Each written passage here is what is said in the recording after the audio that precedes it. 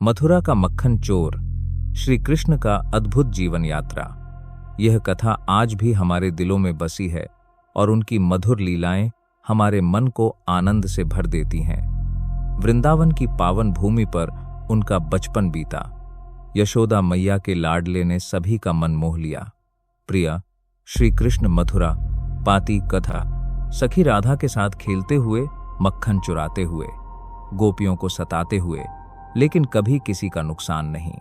विपदा आने पर वे सबके रक्षक बनते।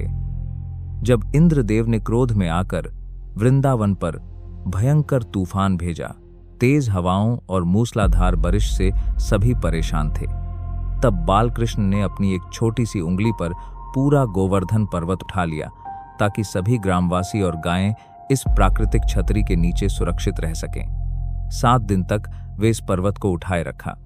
उनकी मधुर बांसुरी की धुन सुनकर सभी गोपियां मोहित हो जाती, मोर नाचते, प्रकृति मुग्ध हो जाती। ये दिव्य संगीत सुनकर पशु पक्षी, पेड़ पौधे सभी विमोहित हो जाते। युवावस्था में कृष्ण और बलराम का वीरतापूर्ण कार्यकाल आरंभ हुआ।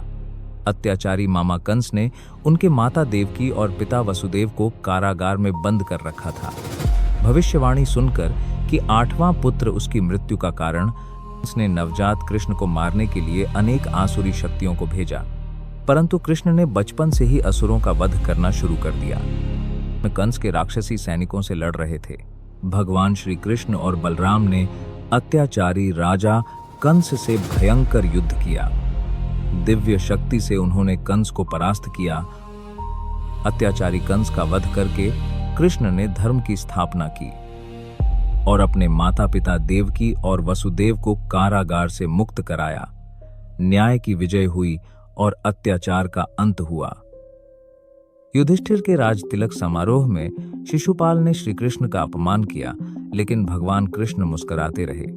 अपमान की सीमा पार करने पर भगवान श्री कृष्ण ने सुदर्शन चक्र से शिशुपाल का वध किया और अपुन शांत भाव से बैठ गए। धर्म की विजय हुई। जब कौरवों ने महान सभा में द्रौपदी का अपमान करने का प्रयास किया, तो भगवान श्री कृष्ण ने अनंत वस्त्र देकर उनके स्वाभिमान की रक्षा की। दिव्य शक्ति के आगे खलनायक परास्त हो गई। महाभारत युद्ध से पूर्व भगवान श्री कृष्ण ने दुर्योधन को अपनी नारायणी सेना और अर्जुन को अपने आप को देने का विकल्प दिया। दुर्योधन ने सेना का चयन किया, जबकि अर्जुन ने स्वयं कृष्ण को चुना। कृष्ण कुरुक्षेत्र के युद्ध के मैदान में अर्जुन से बातचीत कर रहे थे। कृष्ण ने रथ पर खड़े होकर अर्जुन को ज्ञान और मार्गदर्शन प्रदान किया। कृष्ण सारथी बनकर महाभारत युद्ध में अर्जुन को नेतृत्व प्रदान कर रहे थे। कृष्ण ने गीता उपदेश के दौरान अर्जुन को अपना दिव्य विश्वरूप दिखाया। कुरुक्षेत्र युद्ध के बाद क्रोधित अश्वत्थामा ने गर्भवती उत्तरा पर ब्रह्मास्त्र चलाया। तब भगवान कृष्ण ने अपनी दिव्य शक्ति से माता उत्तरा और उसके बच्चे को जीवित किया।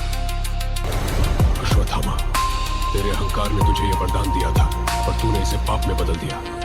आज से ये बलि तुझसे छीन ली जाती है। तुझे अमृत तो मिलेगा, पर शांति नहीं। प्रभु, दया कीजिए। दया यही है पुत्र। कृष्ण के पांव में शिकारी का तीर लगा।